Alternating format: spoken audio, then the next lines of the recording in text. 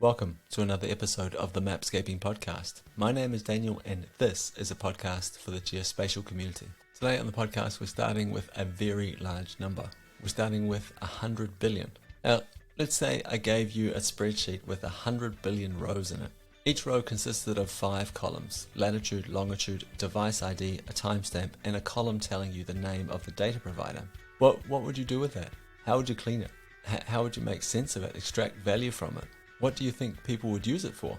And how would you do all of this stuff in a way that could be systematized, in a way that you could repeat again tomorrow? So FourSquare does this every day with the help of something they call a movement engine. To help us understand more about how they do this, I've invited Gabriel Durkin, the Director of Data Science, on the podcast. So this is the last in a series of episodes that I have been working on together with FourSquare, and I have to say they have been absolutely brilliant to work with. If you're interested in hearing some of the previous episodes, I'll put links to them in the show notes of today's episode. But for right now, we're back to the 100 billion points. Hey Gabriel, welcome to the podcast. You are the Director of Data Science at FourSquare. You have something called a movement engine over there, and you process 100 billion records, GPS records I should say, each and every day. At least that's what I got out of our pre-interview conversation. I'm hoping you can put a few more words around that in just a minute. But my guess is you haven't always been the Director of Data Science at FourSquare. How did you get there? Where did you come from? How did you get involved in processing movement data? Well, it's nice to be here, first of all, Daniel. When it comes to how I got here, it's been a sort of a circuitous journey. For the first 20 years of my adult working life, I was a quantum physicist. I did my PhD at Oxford in quantum physics and then moved to the States to work at the Jet Propulsion Lab and then at the NASA Ames Research Center. We had a quantum computing team there and I was part of it. So data science was kind of a career change for me, probably 7 years ago now. And, I worked at Uber and some other startups doing, first as an independent contributor and then eventually moving into management. And that's some of the story about how I got here today, working at FourSquare on geospatial data, leading the movement engine, which is a name for the team, the people working on movement data, but also a name for the platform that we built. That is a cool name for a team, the movement engine. Hey, if we just stay with your past just for a second here, what was it like going from quantum physics, I think you said, over to geospatial data? Was it a big jump? Like, was there anything that was difficult to learn? Was there a huge vocabulary shift, or is it all just more data? Yeah, I mean, it was a choice I made just because I wanted to work more broadly in industry. I enjoy research. I still consider myself a quantum physicist, but I wanted to work in a faster paced environment. And I'd been at NASA a long time, so I thought a change of pace might be interesting. And I knew that data science was a career that had a lot of transferable skills for people with, PhDs in the so-called hard sciences, numeracy, analytical skills. Also kind of, I think the best data scientists are the ones that have that kind of scientific curiosity, willing to kind of turn over every rock. That's something that it's hard to just, learn at college. I think it's kind of either you have that instinct or you don't. So yeah, so I cut my teeth on geospatial data at Uber and learned a lot there. It's a completely different type of work. I mean, there's certainly the science aspect of it, but it's also working collaboratively with people with different backgrounds, designers and product managers. So it's actually quite an enriching experience, and I've definitely enjoyed it. And for me, it was the right career move. And it's only something that's become possible. I mean, data science as a career has only really existed for, just over 10 years, I guess. And so, the career path to data science these days is quite varied, but there was a program and it's called the Inside Data Science. It's kind of a fellowship where they, in a very short space of time, kind of prep you for the world of work as a data scientist. And, for me, that program was invaluable. I think there's no way I would have passed any of the data science interviews, which are really quite rigorous for tech companies without that experience. So I owe a lot of it to Inside Data Science. That is really interesting. I naively just assume that someone with your background, oh, great, I'm really good at maths. I understand all these complicated processes. I've worked with big chunks of data before. Yeah. Just change my name or change the title, sorry, and voila, now I'm a data scientist. That's interesting to hear you say that there was a prep course involved and that you're Yeah. great and that you got a lot out of it as well, which is possibly even more interesting. I would say yes. I mean, there's part of the narrative is like, especially people do well if they have a background, like let's say in astronomy, where they're good at dealing with large data sets. But it's really quite different. There's always the fear that someone with a nerd with a PhD is going to be good at burrowing into problems, but isn't actually very focused on execution, or whether whether you have a sense of urgency, or whether your technical expertise is aligned with the business objectives of the company. So those are all things that you have to demonstrate to allay those fears that you're just some very technical nerd who has minimal impact for the business. And that's always something that we struggle with, I think, as data scientists. So yeah, it's very important to kind of exercise those muscles, like the business acumen part of things. Also, just being able to talk to non-technical stakeholders about your work and why it has impact. Communication is key. Well, thank you very much for sharing that with us. I really appreciate it. The promise of this podcast is like the focus on this movement engine and these 100 billion records that you'll process each day. And I think we should maybe shift the conversation towards that. Hmm. So let's start with these records. What is all that data and where is it coming from? 100 billion records. Think of a GPS record as it's a row in a data table that is, you might call it a ping, right? It's a latitude, a longitude, and a timestamp, and a device ID associated with it. So we at Foursquare, have a differentiating component compared with maybe other big data companies, in that we have our own owned and operated apps. And those owned and operated apps, one of the famous ones is Swarm, which is our life logging app, or Foursquare City Guides. Those apps, generate data for us as well, right? So the user of Swarm likes to be able to remember, whether how many times this week they went to the gym, or what their sequence of movements was yesterday.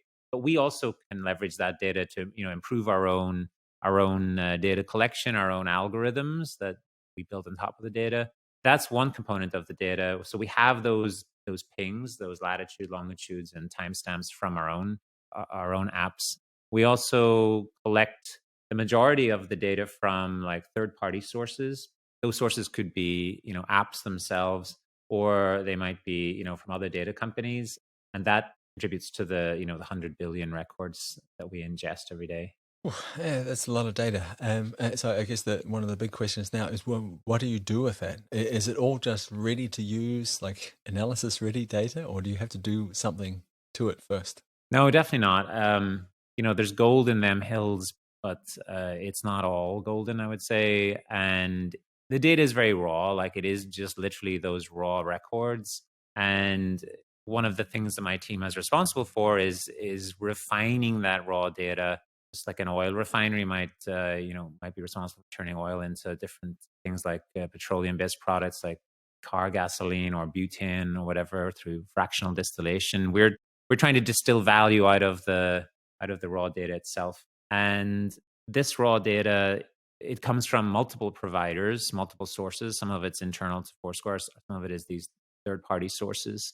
And really, what we're doing with it is trying to imbue it with geospatial intelligence, right? Trying to extract value out of it. So, you take the raw pings and, the first kind of part of the process. What we're doing with it is really like building up more complex structures out of the just flat data that we're collecting. So you start with the completely unstructured raw data, and from that you build those pings up into, well, first of all, you might try to classify if the pings are associated with a mobile phone or a device that is in motion or at rest. So you do classification on those pings at the device level, at the ping level. Then you might start structuring those pings into what we call segments. So it's this process of segmentation. So collections of pings might be seen as participating in a moving segment for that device. Like if the person who owned the device is walking down the street, or if they're traveling in a vehicle along the road. If the person has stopped, there may be a collection of those pings that is associated with the stop, right? Maybe there's a clustering around a particular, commercial venue. That's definitely of interest, right? So you go from pings to this segmentation to produce these segments, which may be stops or moving segments. And there is maybe like a majority vote, right? Like if you can put a lasso around a set of these pings, maybe the majority of them are stop pings, but there's a few moving pings in there. You do a harmonization to say, well, within this cluster, most of these pings are stop pings. So we'd identify the whole cluster as a stop cluster. Then you might build up, now you have these segments, you can build up this timeline, sort of more of a holistic understanding of the user's journey. But we might just be looking at one particular provider, right? We might be looking at one source of the data. It might be coming from our own app, or it might be coming from one of the external providers. So we build up a timeline from those segments for the device. And we do that per source. We've gone through this process of building up structure, right? We've gone from pings to segments, and then from segments to timelines. And when you have a timeline per source, then the next process is, an additional one of harmonization, kind of data fusion, right? We want to build a master timeline for that device, where we reconcile the different storylines that are being told for the user of that device, for a particular day. So, one provider might be saying, well, the person was in motion, and then they stopped somewhere for 30 minutes before picking up again and going somewhere else. That may not be completely aligned between the different providers from which we get the data. So we can do again like a sort of a weighted majority vote. For each moment in time, we can decide how many of the providers are telling a movement story versus others that say, no, actually that device was at rest. And we can even be more sophisticated than that, and it can be weighted by the value that we attach to each provider. Like some providers, the data is more likely to be higher quality, let's say, than others. Sometimes the data can be synthetic that they provide. Sometimes it's very noisy. Sometimes it's been manipulated in some way. Like for instance, the data can be snapped to a grid. When you have a particular ping at a location, sometimes the latitude and longitude get rounded up, and basically causing the location of the ping to be snapped to somewhere on the grid. So there's all sorts of components to the quality of the input data, and then that gives us the ability to define kind of a quality score for the providers, and that can then go into the weighting of how much we value their perspective on what the device was doing when we build these storylines for that user journey. Wow, I've got a bunch of questions, and I hope that you'll bear with me for a minute here. The first one being, if I only see a device once across all the data sets, does it get a higher weighting, or do you treat that differently? My guess is it's always nice to see a device multiple times. Like, yeah, it definitely is a device. Multiple providers see that device in their data set. Yes, that's right. That can contribute to the kind of our ability to determine the veracity of the device. Like, is this a real device? That's one component of it. Another component of it is, of course, the ping could be real, and it might end up in our data set. We do try to aggressively filter on quality and veracity. We try to filter out some of that synthetic data for sure. But if a device is only seen once in a blue moon, it makes it much harder to reconstruct this sort of holistic understanding of their user journey throughout the day. And for some applications, that doesn't matter as much. But in general, we want to start by having the fullest understanding of what a device was doing throughout the day. So if we only have very patchy appearances of the device in the data, it becomes very hard to kind of impute, what's happening in the gaps where we don't see the device. And we feel more confident about building high quality data products when we can actually have the most holistic understanding of the device's movements. So yes, that data will not be excluded, but maybe it'll be considered to be low fidelity, or will only be used for certain products and not others. That makes a lot of sense. Do you ever interpolate the gaps that you see in the data? Let's say you have this, I think you talked about journeys. So you could say that you're segmenting these pings into at rest, movement, and for a single device, if the gap isn't too big, do you ever interpolate that gap, interpolate the no data points? Yeah. No, it's good. It's a really good question. And on very small timescales, yes, we do. Like I mean, one of the ways we form, like say, a stop segment is if we establish that a cluster of pings is contributing to what we call a stop. When we create the timeline for that stop, we create a dwell time for the stop, and it's really just the kind of the maximum timestamp that's in that cluster, subtracting off the minimum timestamp. So we're establishing that even though we only have a few pings contributing to it, we kind of fill in that segment in the timeline and say, like, during this block of time, the person was stopped. Maybe they were at a venue. The more difficult thing is kind of like between segments, when there are gaps between segments, because obviously, in an ideal world, you would want to have a stop segment followed by a movement segment followed by a stop segment, and so when these things are being created, there is a kind of a process of coalescing. I mean, if you have two moving segments that are close together, we will coalesce them into one larger moving segment because it just makes sense. There should be this kind of flip-flopping between moving and stopped, right? But there are times where, for an extended period of hours, for whatever reason, perhaps the person with the device was indoors, or their battery died, or, they got on a plane. Like, there's lots of reasons why they disappear from our radar. And we don't try to do currently, with the way we process the data, we don't try to get too inventive with how we interpolate in those large gaps. And the one exception to that is, in the evening and at night, like if you live in, let's say you live in a concrete apartment building, the chances of signal being able to reach a satellite in order to produce and record these pings is, very attenuated. So if we see that you stopped or that you entered a building that has been designated as your home in our modeling, and we don't see any pings for many hours, and it's during the nighttime. If you then reappear the next morning within a proximity of a few 100 meters or so of where you disappeared off our radar, and it was overnight, then we will interpolate between those 2 points at which we did have data and say, like, you had an overnight stop at this place. And it's even more likely to be the case if it's a place that our modeling has designated that you live. We'll call that an overnight stop, even though we didn't have any data in that gap. But other than that, there are companies out there that are in the business of generating synthetic data to kind of mimic, human patterns of movement. But we don't currently do that at FourSquare. So we try to minimally interpolate when there are gaps. We let those gaps exist for the most part. And are all these data streams, are they being delivered to you in real time? And what I'm wondering here is that, let's say you get a delivery of data, or your own systems, your own apps pick up this device ID. You can see it today, and then a week later you get some more data from a third-party provider. Do you need to wait a certain amount of time to, gather that data in and make sure that you can identify those devices before you start processing data? Does that make sense?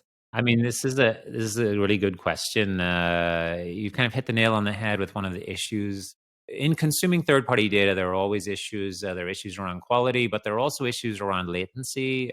Obviously, the data that we get from our own apps, we're able to process fairly quickly. There's very low latency there, and it's high quality because we own the data. That never leaves the boundaries of our company's data. So the external data, it's interesting. If you consider a particular date of observation, a date during which stuff was happening in the real world, and we want to collect as much of that third-party data as possible, it can take many days. Now, we get deliveries daily from third parties, but it can take many days to fill in all the blanks about that day of observations, the date in which the pings were generated. Like, even 5-6 days later, it's worth waiting those extra few days to get more, to fill in the blanks and to get substantially more data about that particular day of observation. So the flip side of that is then, if this data is going to be used for anything that requires a quick turnaround, like for instance, some of our data products lead to attribution, right?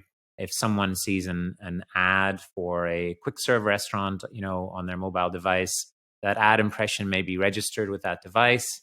And then, much like digital, a little bit more challenging, I would say, than digital conversions, where someone might see an ad for socks and then click on a website and go and buy some socks, like within 10 minutes of seeing the ad. It's a more of a challenge to connect the real world conversion of someone walking into a quick serve restaurant because they saw an ad for a hamburger on online and it made them hungry. But either way, there's still this issue of the conversion window, and we want to have like feedback from the campaign, from the advertising campaign that produced the impression, like as soon as possible. And depending on the needs of the client, that may be ideally within a few days. So we wait more time to collect more data so we can say, so we can make more high fidelity, observations about what the person did in the real world. But then the clients also want a fast turnaround. So that, typically there's some sort of sweet spot. It could be, between 2 or 3 and 7 days, depending on the client and their tolerance for a delay in waiting for that signal.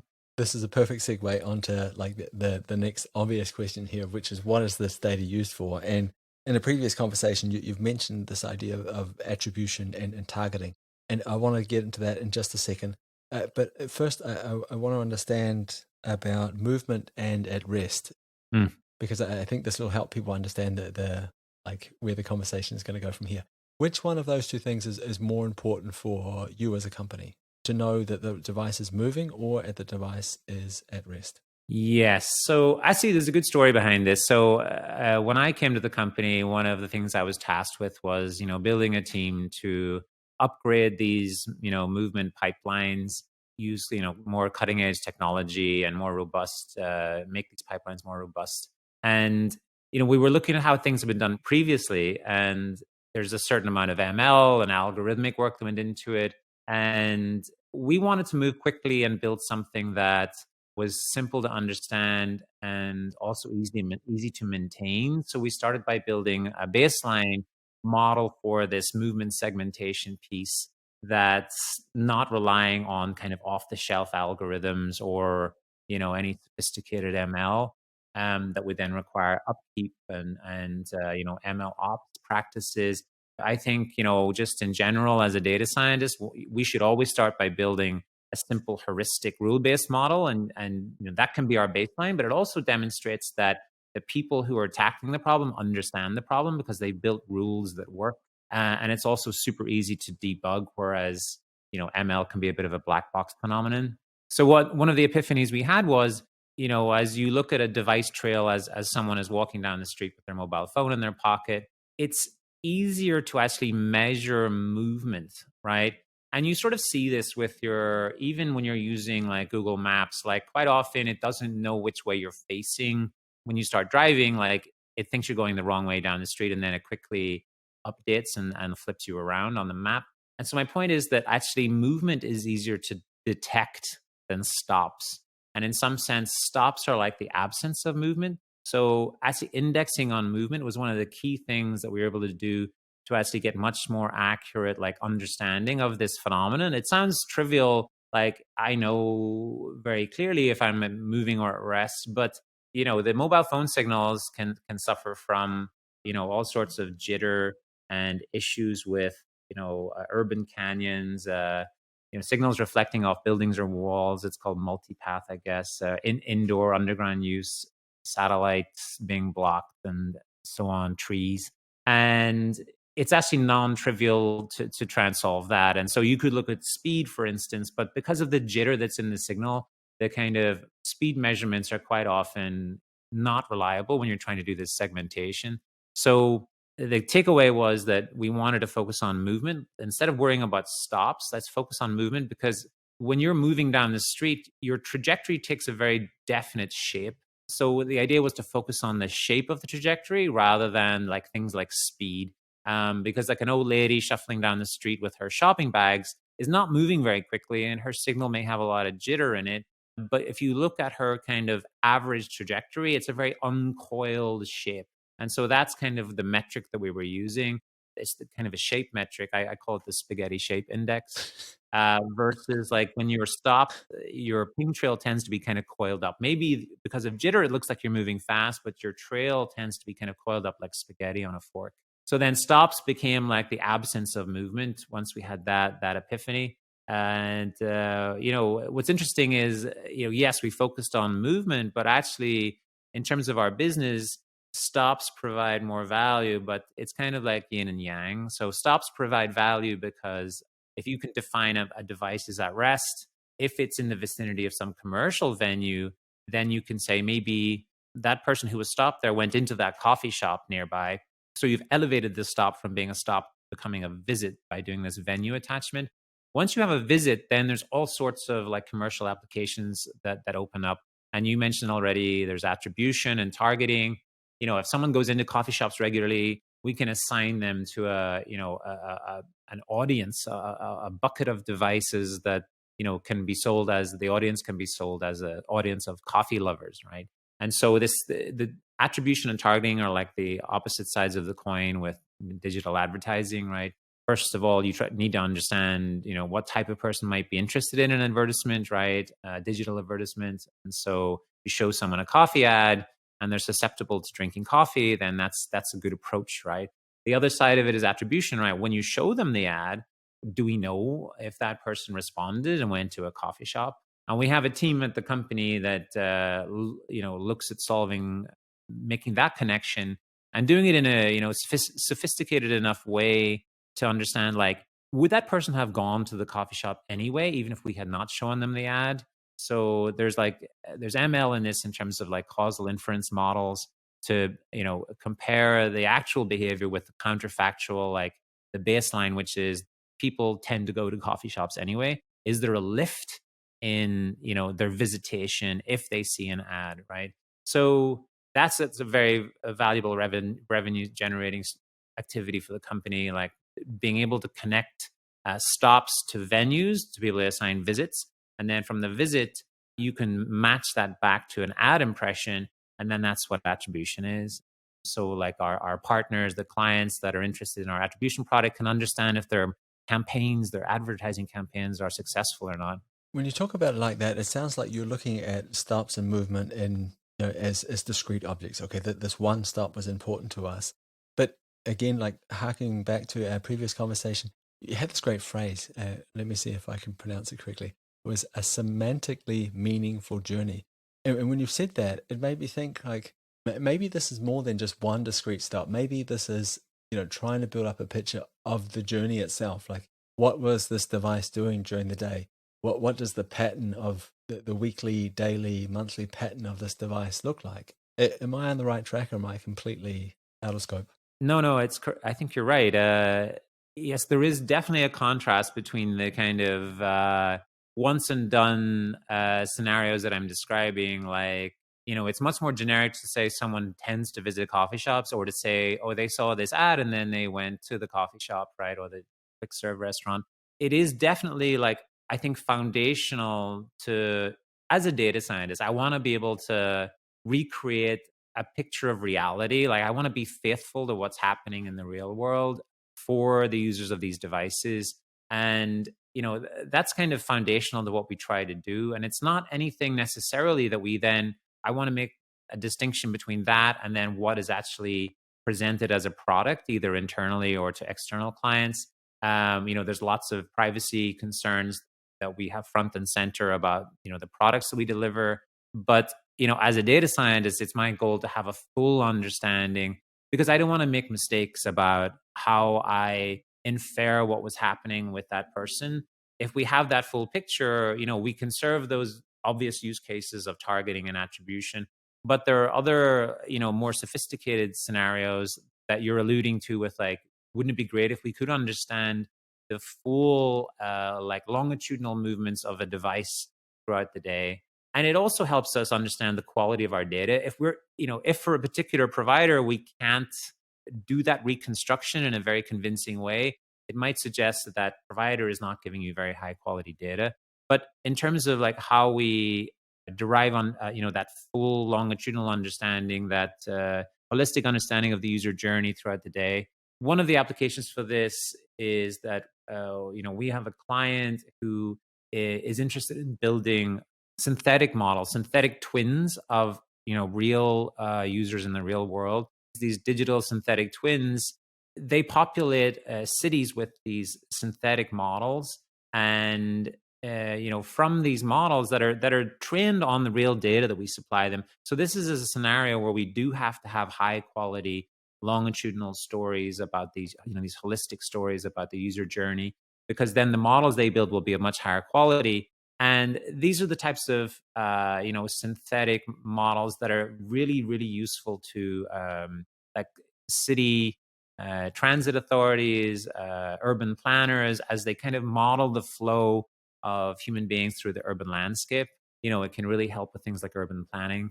The good thing about that is it's very privacy safe, because none of the real user data gets exposed to the outside world. It's merely used to train these synthetic models. That sounds fascinating. You're talking about the like getting data in different chunks, like earlier on in the conversation, and you were relating this to attribution. How is our client going to know if the device saw that walked past the billboard and then when had a cup of coffee? But that made me think of this idea. Wow, you could monitor like a disaster, for example, or you could look at a disaster in retrospect and see how people responded to it, like leading up to it and after it, maybe even during it and after it. Do you know of anyone doing work like that? I mean, I can say the answer is yes. We have a government client that's very interested in modeling what happens in, not even modeling, but just actually observing what happens in the aftermath of, let's say, a hurricane. You can imagine that satellite data can be rather patchy. You may not have satellite imagery of what's happening.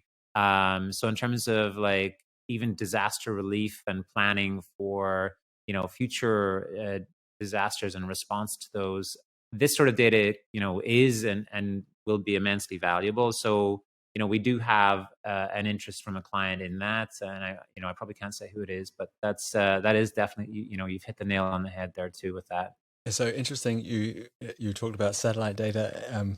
For the last little while, people were talking about we can use satellite data and we can look at the car park at Walmart and figure out how many cars in there, and sort of, long story short, figure out what the share price is going to be, essentially, whether it's going to go up and down. Lots of people visiting Walmart. But my guess is you have pretty great data on that. Do you work with satellite companies to help them sort of augment the analysis that they're producing? Or could you? There are companies that, like you mentioned, will take that satellite data and try to infer, as you say, if for a particular big box store there are 20% fewer cars in the parking lots this quarter compared to last quarter, maybe earnings will be down, right? That has all sorts of potential issues in that the data is really quite sparse. There, until recently, I think Planet Labs has these amazing doves that encircle the globe and maybe have a daily line scan image of the Earth that gets updated daily. But apart from them, I mean, you're relying on very low coverage of parking lots of big box stores, from other satellites, and you're also at the mercy of the weather, and you're also at the mercy of the fact that parking lots can be underground, right? So definitely the people that are interested in our data products might be using those as well for the same purposes. But I would say that we're immune to some of those concerns, like weather, for instance, right? We can actually determine what foot traffic was like to a particular high street store or big box store in a way that is much less sparse. So that's definitely one of the applications of the, us being able to generate visits from stops. That's like a direct application of visits. These are kind of like business insights that you would derive from the visits. It's interesting. Like, this really makes me think that that whole argument, and I realize it was just an example that they could, a tangible example that they could tell people about. Oh, we could do this, and my guess is this was an example that was sort of supposed to help people, to open people's eyes to the possibilities. But it really does make me think, like, there's probably a better way of doing this, and maybe your data is a better way of doing this. Just going back to the this conversation about how we use the data to like provide insights about foot traffic to various chains and sort of business categories. There is that data, of course, coming in from third parties, but one of the things we really focus on is coming back to this idea that we have our own owned and operated apps. We can look at, and this comes down to quality, right? And this is one of the ways in which we filter aggressively for quality. Like, I just wanted to bring this up, like looking at the intersection of those devices that are in both the data from our own apps and that appear in the third party apps, we're able to, well, first of all, we build a machine learning model to determine like which providers are more trustworthy than others. In other words, think of it this way: if our first party apps are saying that at a particular point in time, a device that is in third party and in first party data, if that device at that time was, let's say, in San Francisco, where I am, and a third party app says, oh, well, actually, that device is 20 miles away or it's in San Jose, right? That's an example of a training label we can then apply to the third party data. We can look at the composition of the stops and visits that we generate, and they're composite. Some of the pings come from one provider, some of them come from another source. And so we can see, like, based on the composition, what's the likelihood that stop is real or that visit is real. And then we can build a model on top of that. So we can train on the devices that are in the intersection of our data and the third party data. And then we can apply the model to predict on top of the third party data. And that way, we can do some very aggressive filtering for this idea of veracity. And that way, because as you say, there's 100 billion pings coming in, we need to be very careful about, how much of that we just directly ingest in a very naive fashion. So at the very top of the funnel, we can actually take that data and apply these models and start to really restrict it, like turn down the flow based on these like veracity predictions. And that way, then we get to something we can say more confidently about how many people visited the mall that day or the big box store. Would it be fair to say that you can use your own first-party data as a form of ground truth? Yeah, of course, that's right. Yeah.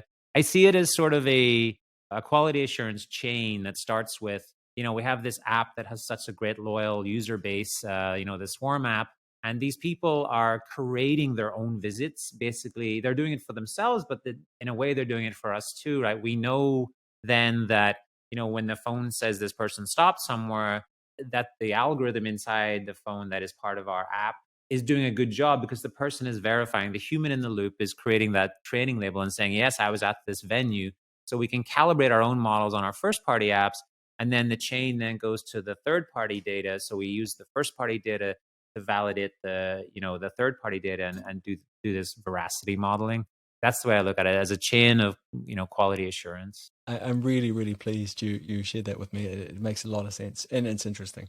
So we've been talking about these different sort of use case applications for the data. You've done a great job of telling us about the data, where it comes from, how you process it, the way you check it, these checks and balances that are in place, the idea of segmenting it into stops and movement and why that's important. We talked a little bit about attribution and targeting, the flow during the city, through a city, this idea of a segmentically meaningful journey.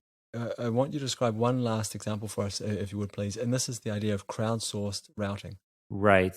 Yeah. So this is work in progress. Part of our research team is working on, if you think about it, and this is a good example. Like earlier, we were talking about how most of the value we bring through understanding the raw GPS data is in determining stops and then visits. And then obviously that leads to attribution. But now that we are doing a better job at segmenting, the movement in terms of understanding movement itself, not just the stops. You can imagine a very straightforward application is, when you look at a map, you might look at a hotspots. Hotspots on the map, you can aggregate where people stop, on some grid. At the FourSquare, we use the H3 grid system, hexagonal grid system. So you can just simply do a binning, like how many stops have occurred in this particular location, and that'll tell you maybe some information about like where people enter a building, right? Because people stop near the entrance, or the density of stops is higher near the entrance of a building. So it gives you some meaningful understanding of places beyond just say polygons.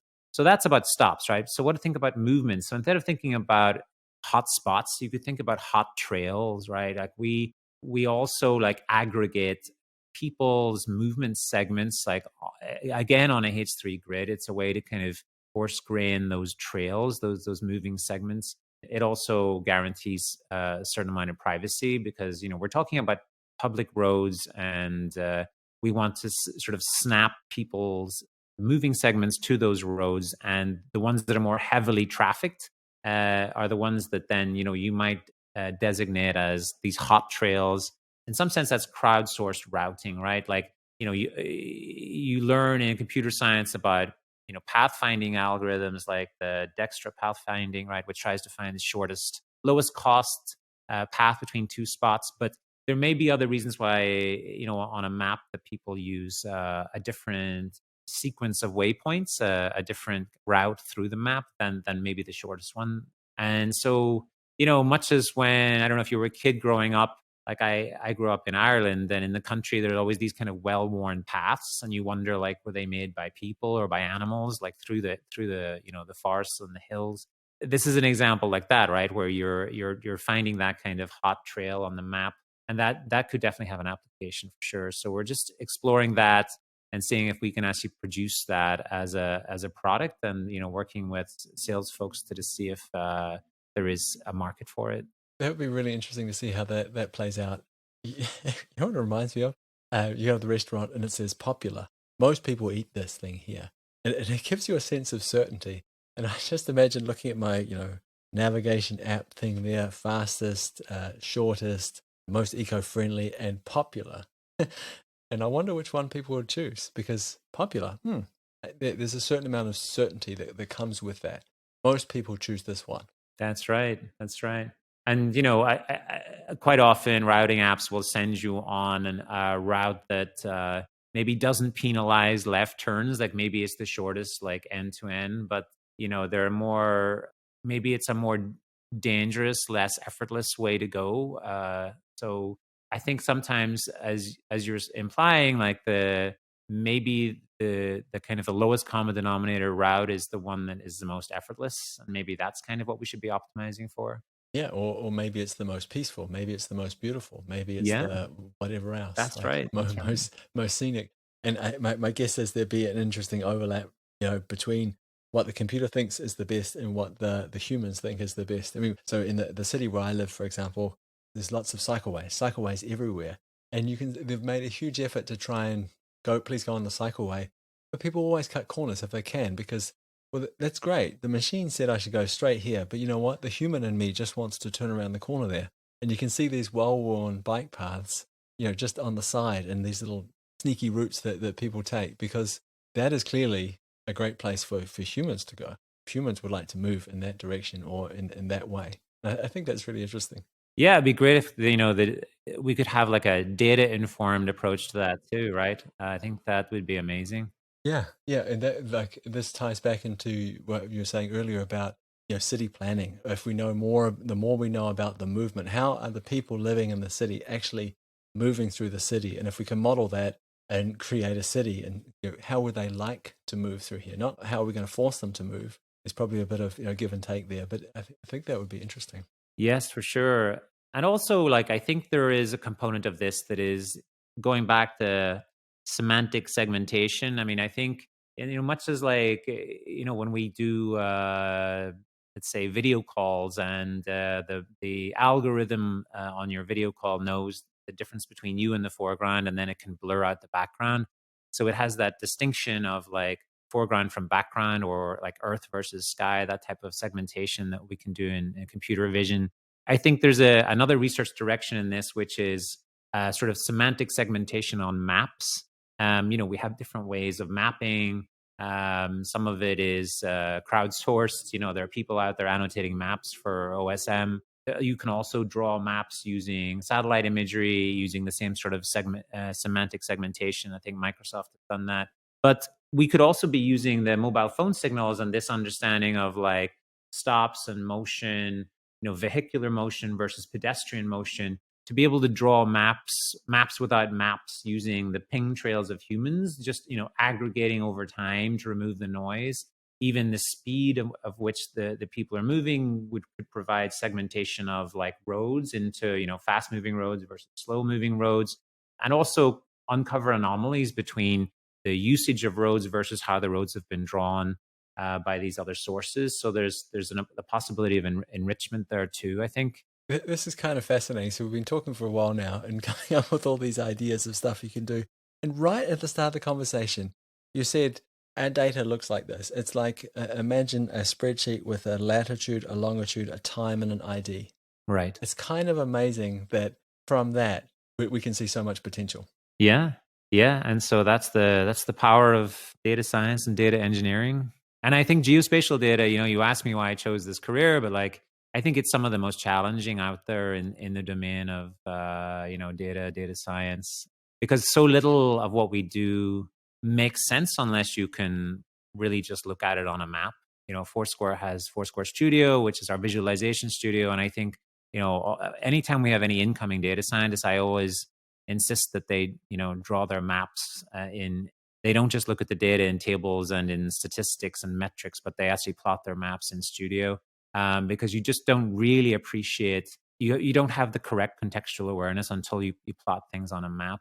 And that's part of the nuance of geospatial, and I think that's always been part of what fascinates me about it. Yeah, so with that, I had a question I was going to ask you about, like, what are you going to do next, or are you run out of things to do? But you kind of, I think you've alluded to it, that you haven't run out of things to do, that there's a lot to do there. It's very challenging. So I think I'll take this in a different direction for the last question. So the last question is, do you think that spatial is special, or is it just more data? Well, I think it's related to what I've just been saying. Like, trying to extract value from spatial data is definitely very challenging. I think in terms of the industry, it's still somewhat untapped. Things like targeting and attribution are very much low hanging fruit, and I think we owe it to ourselves to kind of unlock a lot of the other potential out there. And luckily, the other potential comes down to doing these more sophisticated things, like understanding these user journeys throughout the urban landscape, building maps without maps, and figuring out, we do work for businesses. This is not just a research project. It's all about, like, how can we generate revenue from that as well? Is this something people are interested in, or is it just a paper that I'm going to present at a conference? Yeah, no, that makes a lot of sense. And I think you mentioned that right at the start. Data science, when you're talking about being a good data scientist, is, can you see the bigger picture? Can you see how this is going to create value for our customers? And so that ties in nicely with what you just said there, at least in my mind. Gabriel, this has been awesome. I've really enjoyed talking with you. Covered a lot of ground, and really, really enjoyed the conversation. Yeah, me too. People know that you work for Foursquare. Is there anywhere in particular you'd like to point them towards if they want to go and learn more? I think you mentioned Foursquare Studio. That would be a great place for people to check out. Anywhere else we can share a link to or point people towards? Yeah, we can link the website. The website is kind of a good springboard into all of the different activities that are going on at Foursquare and the products we offer, as well as things like opportunity to explore Studio, which I would really invite everybody to try. It's an amazing kind of, like I say, geospatial data is nothing if you can't draw a map, and Studio is really drawing maps on steroids. So it actually makes it a very pleasurable experience. Like, some of the maps I've created in Studio, I want to just frame and put on the wall. Like, it's almost art, to be honest. Yeah, Studio is amazing. We've actually published an episode or two around Studio before, and I'll link Nice. those up in the show notes. Again. Gabriel, thank you very much for your time. It's been awesome. Cheers. Thanks, Daniel.